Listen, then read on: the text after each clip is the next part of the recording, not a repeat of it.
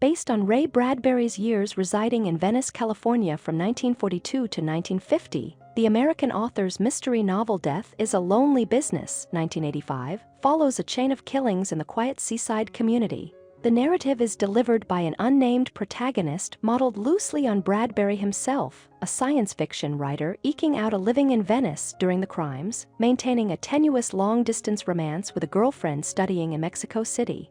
Along the way, he meets Detective Elmo Crumley, who ultimately aids him in unraveling a series of deaths that seem to target the town's most peculiar and solitary residents.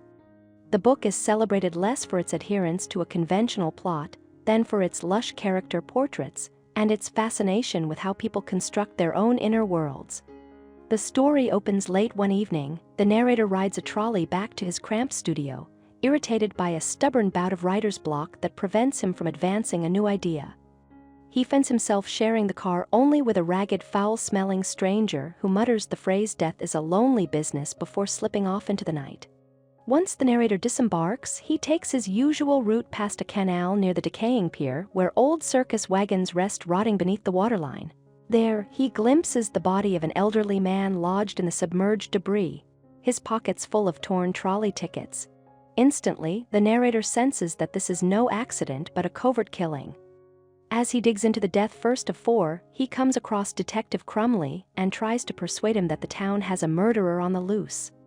The detective is not won over by any firm evidence, but rather by an unexpected kinship behind his thinning hair and police badge. Crumley hides a secret love for literature and an unfulfilled desire to write.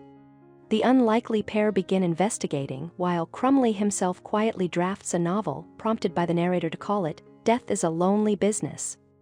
Among the figures Bradbury lingers over is Constance Radigan, a once famous actress from the 1920s who now lives reclusively in a fortress-like home above the sea, shielding herself from the world. At night, she visits her friend Cora Smith, formerly the opera star Fanny Floriana, now another solitary soul clinging to memories of the stage. Both women drift in illusions of what once was, unable or unwilling to engage with the present. Bradbury also depicts a cluster of elderly men who convene daily in a bleak corner store, each lost in the fading dreams of the 20s and 30s. One hawks canaries, another claims to be a psychologist from a shack by the pier where he performs tarot readings and assorted sham mysticism. That shack houses a personal library, tall stacks of roughly 6,000 books reflecting Bradbury's own lifelong adoration of reading. We are also introduced to John Wilkes Hopwood, a failed actor admired only for his physique, now pedaling his bicycle along the streets, searching for anonymous companionship. As the narrator and Crumley close in on the culprit, their own existence begins to mirror the very fictions they observe others living. When the killer is finally confronted, he proclaims that he has been performing a service, liberating lonely dreamers from their self-made illusions. He insists that the narrator enabled these deaths by continually pointing him toward the most fantastical isolated characters in Venice. He flips the usual sense of guilt on its head, accusing the writer and detective of collecting these figures for their books while he merely tidies up afterward.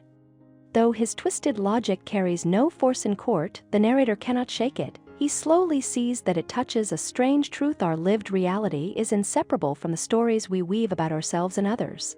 Adopting familiar devices of modern detective fiction, Bradbury turns murder and death into theatrical gestures, revealing the seamless bond between narrative and experience. Rather than pretending that literature floats above everyday existence, he shows how deeply it is rooted in it, symbolized in the unlikely bond that forms between the artist and the policeman. Thank you for watching. If you enjoy this video, leave a like and subscribe.